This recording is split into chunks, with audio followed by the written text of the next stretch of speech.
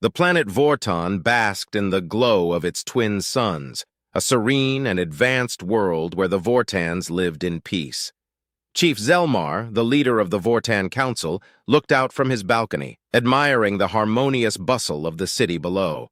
It was a typical day, filled with the hum of activity and the chatter of a content populace. Suddenly the sky darkened. Zelmar's eyes widened as he saw massive shapes emerging from the clouds. Human spaceships, sleek and menacing, descended upon Vortan. Alarms blared throughout the city, and panic spread like wildfire. "Commander Rylan, report!" Zelmar shouted into his communicator. "Chief, we've got multiple human ships entering our atmosphere. They're heavily armed. It looks like an invasion," Rylan responded, his voice strained with urgency. Zelmar's heart sank. The Vortans had heard of humans, a warlike species from a distant galaxy, but they had never expected them to find Vortan, let alone attack it. "Activate our defenses! All units to battle stations!" Zelmar ordered, trying to keep his voice steady. The Vortan defense forces scrambled to respond. Anti-aircraft lasers and plasma cannons began firing at the descending ships, but the humans' technology was superior. Energy shields deflected most of the Vortan attacks, and the human ships unleashed a barrage of missiles and energy beams, wreaking havoc on the ground. In the midst of the chaos, Zelmar received a message from his advisor, Talia. "Chief, the humans are targeting our energy generators. If they disable them, we'll lose our defensive capabilities." "Do whatever it takes to protect those generators," Zelmar replied. "We cannot afford to lose them." As explosions rocked the city, Vortan soldiers engaged human ground troops. The humans, clad in advanced combat armor, pushed forward relentlessly. Vortan warriors, armed with energy blades and pulse rifles, fought valiantly but were outmatched. Zelmar rushed to the command center, where a giant holographic map displayed the unfolding battle. Red markers indicating human forces steadily advanced across the map, while blue markers representing Vortan defenders dwindled. "Chief, we're being overrun. We need reinforcements," a soldier reported. Zelmar clenched his fists. "Send all available units to the front lines. We must hold them back." Despite their efforts, the Vortans were pushed further back. The humans' tactical precision and technological superiority became glaringly evident. Zelmar could see the fear in the eyes of his people, but he also saw their determination to protect their home. As night fell, the human assault intensified. Fires burned throughout the city, casting an eerie glow over the battlefield. Zelmar stood at the command center, his mind racing with thoughts of how to turn the tide. "We need a plan," Talia said, her voice urgent but calm. "A way to disrupt their forces, even if temporarily." Zelmar nodded, knowing she was right. "Coordinate with our best tacticians. We need to find a weakness." The Vortans fought fiercely through the night, but by dawn it was clear that the humans had the upper hand. Zelmar's heart ached as he witnessed the destruction of his beloved city and the loss of countless lives. "We cannot let this continue," he murmured to himself, knowing that difficult decisions lay ahead. The first light of dawn revealed a city on the brink of collapse. Smoke and ash filled the air, and the once bustling streets were now littered with debris and the wounded. Chief Zelmar, weary but resolute, stood among his officers in the makeshift command center. The gravity of the situation weighed heavily on his shoulders. "We need to regroup and fortify our remaining positions," Zelmar commanded, looking at his commanders. "We can't afford to lose any more ground." As the Vortans rallied to defend their city, individual stories of bravery and fear emerged. Jara, a young Vortan soldier, clutched her energy blade with trembling hands. She had never seen real combat before yesterday. Her squad leader, Kren, tried to reassure her. "Jara, stay close and follow my lead. We can do this," Kren said, his voice steady despite the chaos around them. Meanwhile, in a small neighborhood, families huddled together in basements, listening to the distant sounds of battle. A father, Varek, held his daughter close, whispering words of comfort. "We'll get through this, my love. The Council will find a way to save us." Across the city, Zelmar coordinated with his advisors and military leaders. "We need to find their command ship," Talia suggested. "If we can take it down, it might buy us some time." Rylan nodded. "Our scouts have reported increased activity around the central plaza. It's likely they're using it as a base." "Then we strike there," Zelmar decided. Mobilize our best units. We hit them hard and fast. The Vortans launched a daring counterattack. They moved through the war-torn streets with determination, their resolve to protect their home driving them forward. Jara and Kren's squad were among the first to engage the human forces at the plaza. The humans, caught off guard by the Vortans' renewed ferocity, momentarily faltered. Kren shouted orders, directing his squad with precision. "Focus on their shield generators! We need to break through!" Jara found herself face to face with a human soldier. Fear gripped her, but she remembered Kren's words. With a swift move, she disabled the soldier's shield and struck, her energy blade finding its mark. It was her first kill, and the weight of it hit her hard, but there was no time to dwell on it. The battle raged on. In the command center, Zelmar monitored the progress. "We're making headway, but it's not enough," he muttered. Suddenly, a massive explosion rocked the city. The humans had targeted one of the main energy generators, and it had gone up in flames. The Vortan defense grid flickered and weakened. Panic spread among the defenders as they realized the implications. "We're losing power," Talia exclaimed. "If the grid fails, our defenses will collapse entirely." Zelmar's mind raced. "We need to stabilize the grid, divert power from non-essential sectors." As they worked frantically to restore their defenses, human forces regrouped and launched a counterattack. The fighting intensified, and Vortan casualties mounted. Despite their bravery, the Vortans were being systematically pushed back. In the midst of the chaos, Zelmar received a direct message from the human commander, transmitted through a hijacked frequency. The holographic image of a stern-faced human appeared before him. "Chief Zelmar, I am General Marcus of the Terran Expeditionary Force. Surrender now, and we will spare your civilians. Continue to resist, and we will show no mercy." Zelmar's heart pounded. He knew what surrender meant, the end of their autonomy, their freedom, but he also saw the devastation around him, the lives at stake. He closed his eyes, the weight of the decision pressing down on him. "We'll fight to the last breath," one of his commanders said, defiance in his voice.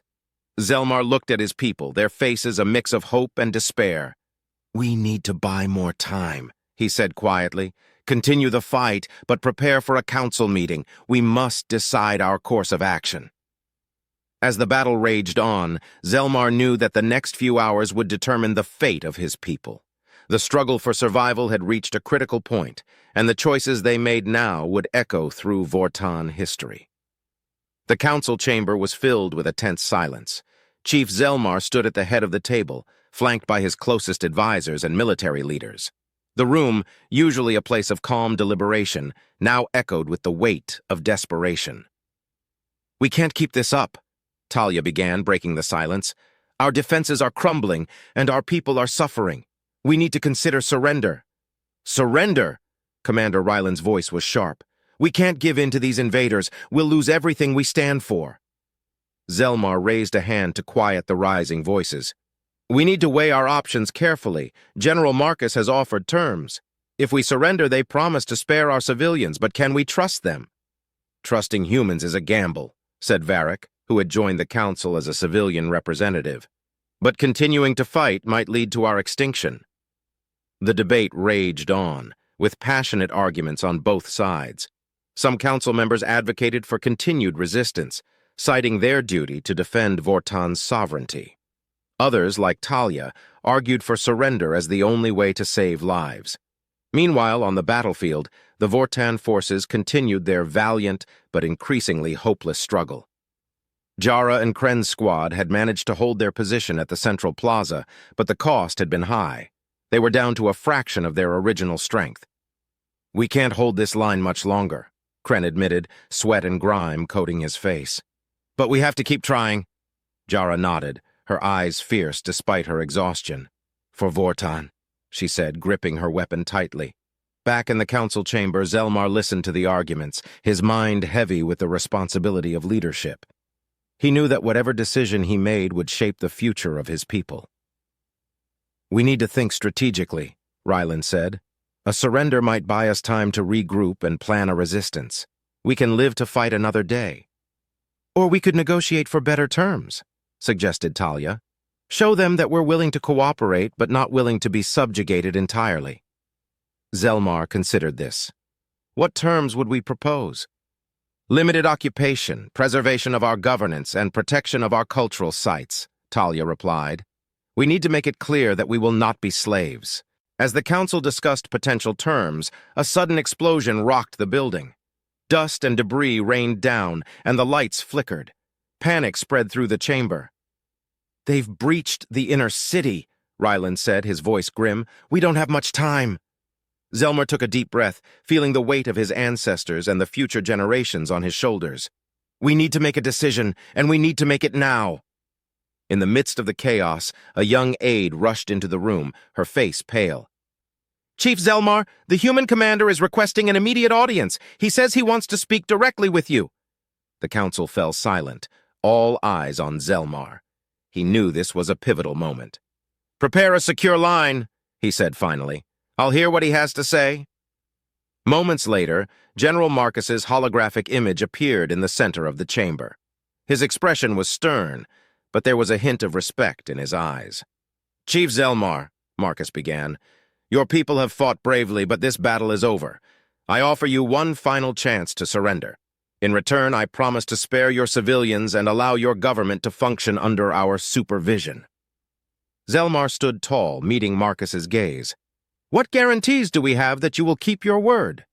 My word is my bond, Marcus replied, and I understand the value of trust. We do not seek to destroy your culture, but we do seek to integrate your world into our federation. The council murmured among themselves, the tension palpable. Zelmar took a deep breath. If we surrender, we demand certain terms: preservation of our governance, protection of our cultural heritage, and the assurance of no harm to our civilians. Marcus nodded. Agreed, with the condition that your military stands down immediately. Zelmar turned to his council, seeking their silent approval. Slowly, one by one, they nodded. The decision was made. Very well, General Marcus. We accept your terms, Zelmar said, his voice heavy with the weight of the moment. As the transmission ended, Zelmar felt a mixture of relief and sorrow.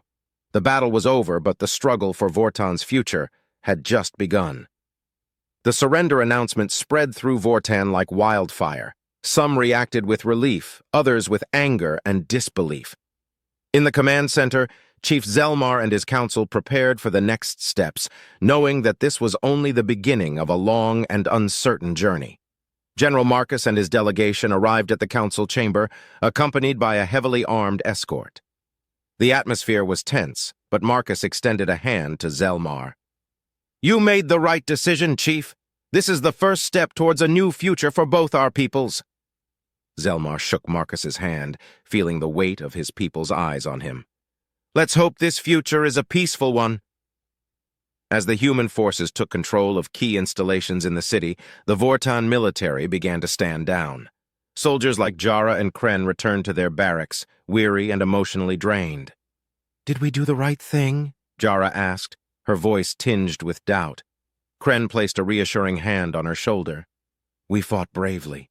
Now it's time to trust our leaders and see what comes next. In the days following the surrender, the humans worked to establish order.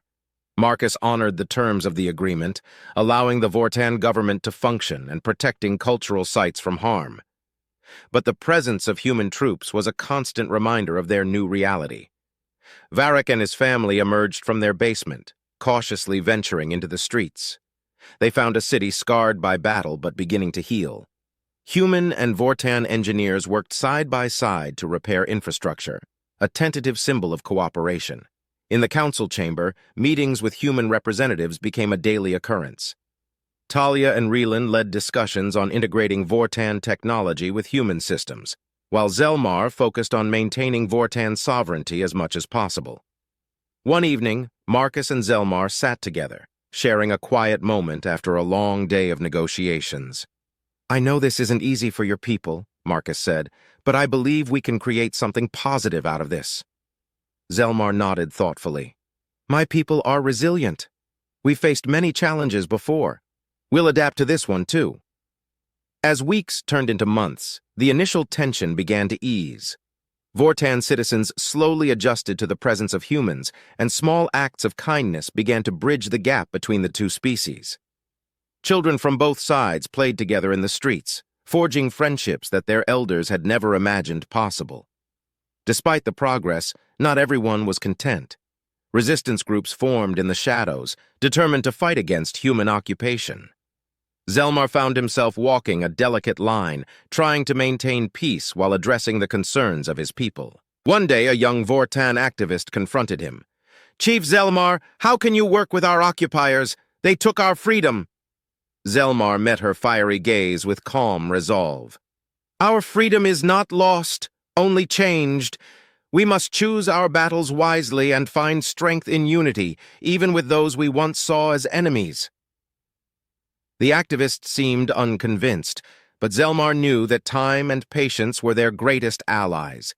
He believed that by fostering understanding and cooperation, they could build a future where both humans and Vortans thrived. As the first anniversary of the surrender approached, a joint ceremony was planned to commemorate the lives lost and to celebrate the newfound alliance. It was a solemn yet hopeful occasion, marked by speeches from both Zelmar and Marcus. "We honor those who sacrificed for our future," Zelmar said, addressing the gathered crowd, "and we look forward to a new era of peace and collaboration. Together, we are stronger." Marcus echoed his sentiments. "Today, we lay the foundation for a partnership built on respect and shared goals. Let us move forward, united in our quest for a better tomorrow." The ceremony concluded with a moment of silence, followed by a powerful display of lights and music that symbolized hope and renewal. As the crowd dispersed, Zelmar felt a sense of cautious optimism. The road ahead was uncertain, but for the first time since the invasion, he felt that there was a chance for true harmony between the Vortans and humans. And in that fragile hope, he found the strength to lead his people into the future. Hey, space adventurers! If you love thrilling sci-fi stories filled with epic romance and interstellar adventures, make sure to hit that subscribe button, give this video a thumbs up, and leave a comment sharing your thoughts. Your support helps us bring more fantastic tales from the galaxy to your screen. Thanks for watching and see you among the stars.